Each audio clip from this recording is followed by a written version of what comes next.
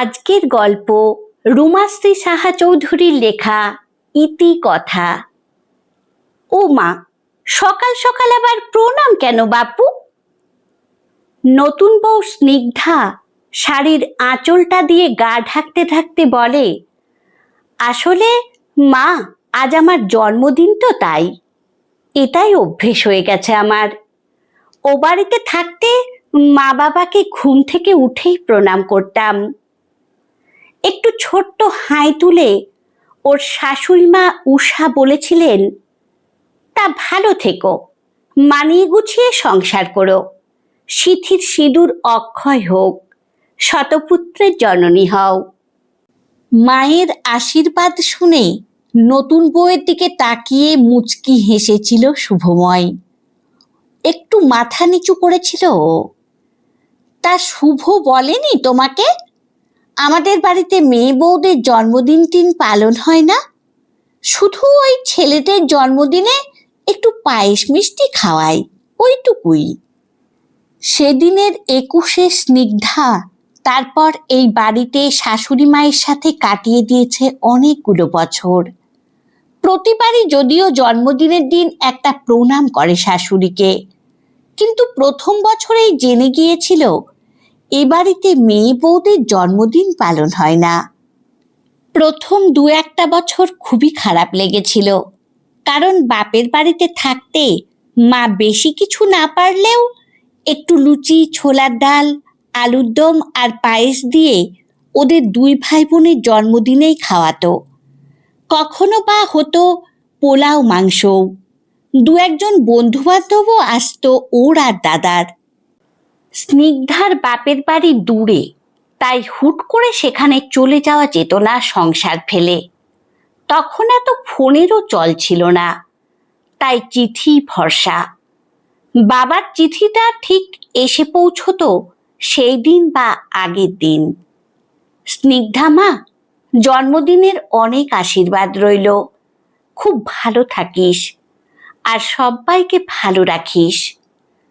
কখনো পাশে মায়ের লেখা 2-4টে শব্দও থাকতো। আবার যদি কখনো ওই সময় ওখানে থাকতো, তাহলে বাড়িটা লুচি ভাজার গন্ধ আর মাংসের গন্ধে মম করত।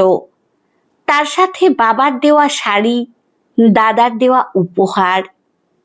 অবশ্য এই বাড়িতে জন্মদিন পালন বারণ থাকলেও শুভময় প্রতিবারই হাতে করে ওর সামর্থ্য অনুযায়ী কিছু না কিছু এনে স্নিগ্ধাকে বলতো, শুভেচ্ছা, শুভকামনা আর ভালোবাসায় ভরা থাক তোমার জীবন। ছোট্ট সেন্টের শিশি, কখনো বা একটা ভয়েলের শাড়ি, অথবা রাতে শোয়ার পোশাক ভালোবাসায় মুড়িয়ে শুভময় তুলে দিত স্নিগ্ধার হাতে, আর তার সাথে এক গুচ্ছ গোলাপ। হয়তো স্বামীর এইটুকু ছোট ছোট ভালোবাসার ছোঁয়ায় জয় করার সাহস দেয় অনেক প্রতিকূলতাকে। সেদিনের নতুন বউ স্নিগ্ধা আজ নিজেও সন্তানের মা, তবুও ভালো ওর সন্তানের জন্মদিনের অনুষ্ঠান হয়। আর হবেই না বা কেন, ও তো ছেলে, তাই ঘটা করেই জন্মদিন হয় ওর।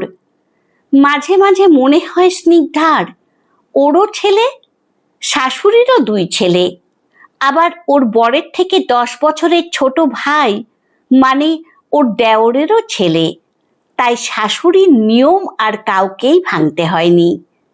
যদিও শুভময়ের খুব শখ ছিল আরেকটা কেউ আসুক, তবুও কম আয়ের জন্য আর ভাইয়ের পড়াশোনার কিছু খরচও চালানোর জন্য আর ভাবা হয়নি। বরের সাথে নিভৃত আলাপে আর আদরের ফাঁকে স্নিগ্ধা বলতো, এই ভালো, একটাই ছেলে, কোনো ঝামেলা নেই, মেয়ে হলে বেচারা কষ্ট পেত। শুভময় ওকে কাছে টেনে নিয়ে বলতো, মেয়ে হলে আমি ওর জন্মদিন করতামই, মাকে ঠিক বুঝিয়ে নিতাম। চুপ করে যায় স্নিগ্ধা, হয়তো বুকের সিন্দুকে জমা কথাগুলো ছটফট করে না বলতে পেরে ওখানেই। স্নিগ্ধার দেওর চাকরি সূত্রে বাইরে থাকে পরিবার নিয়ে। ওরা ওদের নৈহাটির পুরনো বাড়িতেই থেকে গেছে। বছরে একবার দেওর যা আসে, কখনো বা কোনো দরকারে একা দেওরও চলে আসে।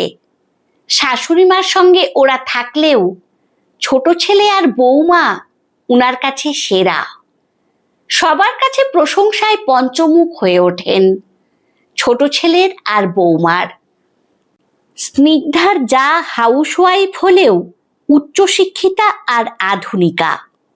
যদিও স্নিগ্ধাও বিএ পাস, তবে বিয়ের পর সেসব আর কোনো কাজে লাগেনি। মানে ওই এপাশ ওপাশ আর ধপাস। এখন মনে হয় কবে যে কি পড়েছিল, হয়তো আলু পটলের ঝুড়ি গোছাতে গোছাতে ভুলেই গেছে সবই, আর ওইগুলো ছাইপাশ হয়ে গেছে। ওদের বাড়িটার খুবই দুরবস্থা, পুরনো আমলের বাড়ি, তাই সারানোটা খুব দরকার। কিন্তু বাড়িতে থেকে বাড়ি সারানো মানে ধুলো ময়লা নানা হ্যাপা। তার মধ্যে ওর শাশুড়ির অ্যাজমা, তাই উনাকে ওই ধুলোর মধ্যে রেখে কি করে কি করবে এই নিয়ে ওরা একটু দুশ্চিন্তায় পড়ে। শেষে শুভময়ী ভাইকে বলে মাস দুয়েকের জন্য মাকে ওদের কাছে নিয়ে রাখতে। দাদার এতটাই অবদান সংসারে যে ভাই না বলতে পারে না, যদিও বউয়ের কাছে বলতে গিয়ে খুবই একচোট শুনল। আমি বরাবরই একা থেকেছি আমার মতো, তুমি তো জানো। সারাদিন আমি ছেলের পেছনে ছুটোছুটি করি। এছাড়া উইকেন্ডে আমার পার্টি, ক্লাব, বন্ধু বান্ধব এসব না করলে একঘেয়ে বোরিং লাইফে বাঁচাই মুশকিল। মা চিরকালই তো নৈহাটিতে থেকেছে। একটা অসুবিধায় পড়ে দাদা বলেছে একটু মানিয়ে নিলে কি হবে, বেশি তো নয়, মাত্র 2 মাস। মিতা প্রচণ্ড অসন্তুষ্ট হয়ে বলল, দেখো 2 মাসের নামে কতদিন রেখে দেয় এখানে, বেশি দিন হলে আমি কিন্তু। শাশুড়ির সাথে এতগুলো বছরের সহাবস্থান স্নিগ্ধার কাছে একটা অভ্যেস হয়ে গেছে, তাই ওর মনটা ফাঁকা হয়ে গেল। তাছাড়া উনি সংসারের কাজে সাহায্য করতেন, অবশ্য কথাও শোনাতেন, তবুও ওটাই অভ্যেস হয়ে গিয়েছিল। একলা বাড়িতে দুজনেই দিনের বেশ অনেকটা সময় দুজনের সঙ্গী হয়ে থাকত। ছেলে আর বরেরও মন খারাপ। ছোট ছেলের হাত ধরে এই প্রথমবার ওদের সংসারে পা রাখলেন উষা। এর আগে কতবার বলেছে ছেলে, কিন্তু আশা হয়নি। কি সুন্দর সাজানো গোছানো ফ্ল্যাট, একদম টিভিতে যেমনটা দেখেন ঠিক তেমনই। সোফায় বসেই ব্যাগটা খুলে বসেছিলেন দাদু ভাইয়ের জন্য আনা আমসত্ত্ব, নাড়ু আর মালপোয়া বার করতে। মা, এগুলো সোফায় রাখবেন না, ইস সব নোংরা হয়ে গেল, একটু আগেই ঘর মুছে গেল। রান্নাঘরে নিয়ে যত্ন করে ওগুলো খুলে নাতির হাতে দিলেন। তবুও নাতির মুখের হাসিটা উপভোগ করতে পারলেন না। বৌমার গম্ভীর আওয়াজ শুনলেন, এখন পড়াশোনা করো, পরে খাবে। ছোট ছেলের কাছে এসে বড় বাধো বাধো লাগে উষার। এক ছাদের তলায় পাশাপাশি না থাকলে বোধহয় মানুষকে সব সময় চেনা যায় না। তাই হয়তো তিনিও আলো ভেবে এতদিন আলেয়ার পেছনেই ছুটেছেন। সব সময় অন্যের ভুল ধরতে পটু উষার এখানে এসে সব সময় মনে হয় এই বোধহয় কিছু ভুল করে ফেললেন। তবুও শুনতে হয়, ইস গামছাটা এখানে রেখেছেন, তোয়ালে আনেননি, উফ আমার আর ভালো লাগে না, সব সময় এত বলা যায়। মাঝে কেটে গেছে 1 মাস। প্রায় দিনই হিসেব করেন উষা কবে ফিরে যাবেন নিজের বাড়ি। বড় বৌমার সাথেও ঠোকাঠুকি হতো মাঝে মাঝে, তবে কখনো ভয় লাগতো না, বরং উনি শুনিয়ে দিতেন দুটো কথা। শুভময় বলে, আমাদেরও বড় ফাঁকা লাগছে মা তোমায় ছাড়া, তবে যা অবস্থা তুমি থাকতে পারতে না। আমাদের শরীর খারাপ হয়ে যাচ্ছে ধুলোতে। তোমার বৌমা তো সারা দিন বাড়ি থাকে, ওর খুব নাজেহাল অবস্থা। এর মাঝেই একদিন ছোট নাতির কাছে শুনলেন বাড়িতে পার্টি আছে। কিসের পার্টি গো দাদু ভাই, তোমার জন্মদিন? নাতিকে হাসতে দেখে উষাও হাসেন। সত্যি তিনি বুড়ো হচ্ছেন। আরে ওর জন্ম তো ডিসেম্বরে, এখন কি? মায়ের ডাকে চলে যেতে যেতে বলে গেল, বিকেলেই দেখতে পাবে। উষা মাংস খান না। নিজের বাড়িতে থাকার সময় বড় বৌমা আলাদা বাসনে ওর রান্নাটা করে সরিয়ে রেখে তারপর মাংসের কড়াইতে মাংস রাঁধে। এখানে ওদের এইসব বালাই নেই, সবই নাড়াচাড়া। একদিন বলতে গিয়ে কথা শুনেছেন। তাছাড়া উনাকে ওরা রান্নাঘরেও ঢুকতে দেয় না, তাই এই সময়টা ঘরেই বসে থাকেন। চোখের বাইরে যা হচ্ছে হোক। রান্নাঘর থেকে মাংসের গন্ধ ভেসে আসছে। দুপুরে খাবার টেবিলে মিতাই বলল, আপনি রাতে কি খাবেন একটু বলে দেবেন, রান্নার লোক বিকেলে এলে। আপনি তো আবার মাংস খাবেন না। কিন্তু কিন্তু করে জিজ্ঞেসই করে ফেললেন, আজ কেউ আসবে বাড়িতে? কোনো অনুষ্ঠান আছে? আপনার ছেলে কিছু বলেনি আপনাকে? আমি তো বলতে বলেছিলাম। ইচ্ছে করলে আপনি বিকেলে একটু মঠ থেকে ঘুরে একেবারে সন্ধ্যার পর আসতে পারেন। আমার কয়েকজন বন্ধু আসবে সন্ধ্যায়। আজ আমার জন্মদিন। ঢোক গিললেন উষা। অনেক বছর আগে জেদের বসে স্নিগ্ধাকে যা বলেছিলেন, আজ আর সে কথা মুখে বলতে সাহস পেলেন না। শুধু বললেন, না, আজ আর মঠে যেতে ইচ্ছে করছে না, হাঁটুর ব্যথাটা বেড়েছে। জন্মদিনের জন্য কিছু তো আনা হয়নি আমার, তুমি এই টাকাটা রাখো, ভালো থেকো, সুখে সংসার করো। শাশুড়িকে প্রণাম টোনাম মানে অত ভক্তি মিতার নেই। মনে মনে বলল, তার মঠে যাবে কেন, এদিকে নজর রাখতে হবে না? সারাটা সন্ধে দরজা ভিজিয়ে ঘরেই কাটল উষার। ছেলে অফিস থেকে আসার পর কেক কাটার সময় ছেলেই নিয়ে গেল, সবার সাথে আলাপ করিয়ে দিল। ওদের খাবার পানীয় সব কিছুর মাঝে নিজেকে বড় বেমানান লাগলো উষার। খুব ইচ্ছে করল একটু নৈহাটিতে ফোন করতে, কিন্তু পারলেন না। কি করে বলবেন আজ ছোট বৌমার জন্মদিনের পার্টি চলছে এখানে? নৈহাটির বাড়ির কাজ প্রায় শেষ, আর দিন দশেক বাদেই উষার যাবার কথা। ছোট ছেলেই পৌঁছে দিয়ে আসবে। হঠাৎই দিন চারেক বাদে একটা দুঃসংবাদ আসে, স্নিগ্ধার নাকি স্ট্রোক হয়েছে। আপাতত আইসিইউতে আছে। বড় অসহায় লাগে শুভময়ের গলা। বড় নাতিটাও খুব অস্থির হয়ে আছে। উষাও এদিকে বড় অস্থির হয়ে উঠেছেন। আমাকে নিয়ে চল বাবা নৈহাটিতে, কে জানে ওখানে কি হচ্ছে, আমার কিছু ভালো লাগছে না। মা, এত অস্থির হয়েও না, দাদা আমাকে বারবার বলেছে কয়েকটা দিন বাদে তোমায় নিয়ে যেতে। এখন ওদের বাড়ির অবস্থা ভালো না। উষা বুঝতে পারছেন উনার জন্য বাড়িতে ভীষণ অশান্তি।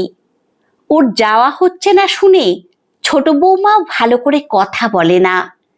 ছেলেকেও কথা শুনতে হচ্ছে। কদিন ভালো করে খেতে পারেননি উষা। ঠাকুরের কাছে শুধু বলছেন, আমার ছেলে সংসারটা ভেঙো না ঠাকুর।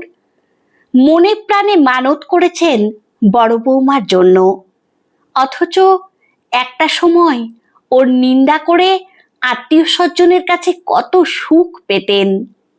সব সময় বলতেন, না আছে রূপ, না আছে গুণ, কি দেখে যে ছেলেটা ভুলেছিল কে জানে। ছোট ছেলে গিয়ে বৌদিকে দেখে এলেও উষার যাওয়া হয়নি। স্নিগ্ধা এখন কিছুটা ভালো আছে, বাড়িও এসেছে প্রায় 10 দিন নার্সিংহোমে থাকার পর। তবে ডাক্তার অনেক কিছু বারণ করেছেন। মাঝে কেটে গেছে 3টে মাস। উষা ফিরছেন অনেক মাস বাদে নিজের বাড়িতে। হয়তো তেমন সাজানো গোছানো নয়, পুরনো বাড়ি, তবুও বড় আপনার জায়গা। এখানে বড়ই শান্তি আর স্বস্তি। বিয়ের পর থেকে এখানেই তো কেটে গেছে এতগুলো বছর। শুভময় আর নাতি এসে জড়িয়ে ধরে ওকে। হয়তো ছোট ছেলের মুখেও স্বস্তির হাসি। সব্বাইকে দেখতে পেলেও উষার চোখ দুটো আজ স্নিগ্ধাকেই খুঁজছে। তাড়াতাড়ি করে ঘরে আসেন। স্নিগ্ধার শরীরটা বড় ভেঙে গেছে। বাড়ি ঘর গোছাতে গিয়ে অতিরিক্ত পরিশ্রমেই বোধহয় এমনটা হয়েছে। উঠে দাঁড়ায় স্নিগ্ধা। ওর হাতটা এখনো ঠিক চলছে না। থাক বৌমা, আয়ুষ্মতী হও, সুস্থ হয়ে ওঠো তাড়াতাড়ি। কি যে চিন্তায় ছিলাম আর বলো না। যাক, ঠাকুর রক্ষা করেছেন। আজ উষার চোখটা সত্যিই ছলছল করছে কথাগুলো বলতে পেরে। স্নিগ্ধারও ভালো লাগছে। আসলে শাশুড়ি মায়ের সাথে থাকাটা কখন যে অভ্যেস হয়ে গেছে বুঝতেই পারেনি। ওর মা চলে যাওয়ার পর হয়তো বা অবলম্বনও।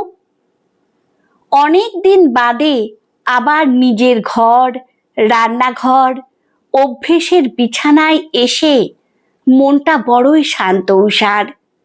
খুব ভালো করেই বাড়িঘর সাজিয়েছে ওরা। বেশ নতুন নতুন লাগছে সব। নিঃসংকোচে রান্নাঘরে ঢুকলেন অনেক দিন বাদে। পছন্দ মতো কিছু রান্না করলেন। যদিও বড় ছেলে এসে একবার বকুনি দিয়ে গেল, রান্নার মেয়েটাকে দেখিয়ে দাও, ও করবে, তোমার কি দরকার। মাঝে কেটে গেছে 1টা মাস। স্নিগ্ধা এখন একটু ভালো। মাকে দেখেছো তুমি? ঘরে বাগানে কোথাও দেখছি না তো। শুভময় তখনও বিছানায় গড়াচ্ছে, ছুটির দিনের আলস্যে। তুমি এত সকালে উঠেছো কেন? হয়তো ফুল তুলতে গিয়ে কারো সাথে কথা বলছে বাইরে। অত ছটফট করো না, বিশ্রাম নাও। বিছানায় শুয়ে থাকতে আর ভালো লাগে না স্নিগ্ধার। বাথরুম থেকে একেবারে স্নান করে বেরোই। অনেক দিনের অভ্যেস এটা। ঘরে ঢোকেন উষা। মা, আপনি? ওকে হাত দেখিয়ে ঘরে ঢুকে যান। ততক্ষণে স্নিগ্ধার শাড়ি পরা হয়ে গেছে। অনেক দিন বাদে নাইটির বদলে শাড়ি পরল। শুভময়েরও কেন যেন খুব ভালো লাগলো অনেক দিন বাদে পরিচিত সাজে স্নিগ্ধাকে দেখে। বৌমা, এদিকে এসো তো দেখি। স্নিগ্ধার মাথায় ঠাকুরের ফুলটা ঠেকিয়ে কপালে ছোঁয়ান উষা। মানত করেছিলাম তুমি সুস্থ হয়ে গেলে পুজো দেব, তাই ঠাকুর বাড়িতে গিয়েছিলাম ভোর ভোর। টেবিলে আয় সবাই এবার। সুন্দর করে টেবিলে সাজানো গরম কচুরি, তরকারি আর জিলিপি, সাথে পায়েস। খুশি হয়ে ওঠে শুভময়। কখন করলে এসব? পায়েসটাই শুধু করেছি রে, ওগুলো গরম ভাজছিল, ভোলাকে দিয়ে আনালাম। স্নিগ্ধার প্লেটে ছোট্ট বাটিতে অল্প পায়েস আর একটা মিষ্টি, সাথে 2টো কচুরি। পায়েসের বাটিটা তুলতেই একটা ছোট্ট চিরকুট চোখে পড়ল। বৌমা, কত যুগ বাদে চিঠি লিখছি, তাও আবার তোমাকে। আসলে ভালো কথা বলার অভ্যেস নেই তো, তাই মুখে বলতে পারলাম না, খুব লজ্জা লাগলো। সব সময় তো খারাপ কথা বলে এসেছি। শুভ জন্মদিনে আমার শুভর ঘর আলো করে থেকো। এই পায়েসটুকু তোমার জন্য কম চিনি দিয়ে ভোরবেলাতেই বানিয়েছি। ইতি মা। চিঠিটা পড়ে চোখটা জলে ভেসে গেল স্নিগ্ধার। আজকাল অসুস্থতার পর মনটা বড় অন্যরকম হয়ে গেছে। কিন্তু মা গেল কোথায়?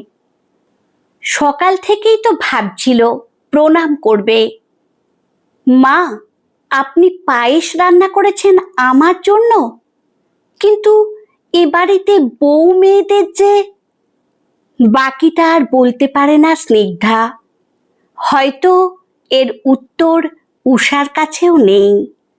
তাই ওকে কাছে টেনে নিয়ে হাতের মুঠোয় দেন চোখে ছোট্ট চুনি বসানো উনার জোড়া মাছদুল আর লকেট। স্নিগ্ধার খুব পছন্দ ছিল ডিজাইনটা। ভালোবেসে বানানো ছোট্ট এক বাটি পরমান্ন হয়তো খুশির পরমায়ু আরো দ্বিগুণ করে দিল ওদের চারজনের ছোট্ট সংসারে। আমার গল্প পাঠ যদি আপনাদের ভালো লেগে থাকে তাহলে লাইক, কমেন্ট ও শেয়ার করে দেবেন। ধন্যবাদ।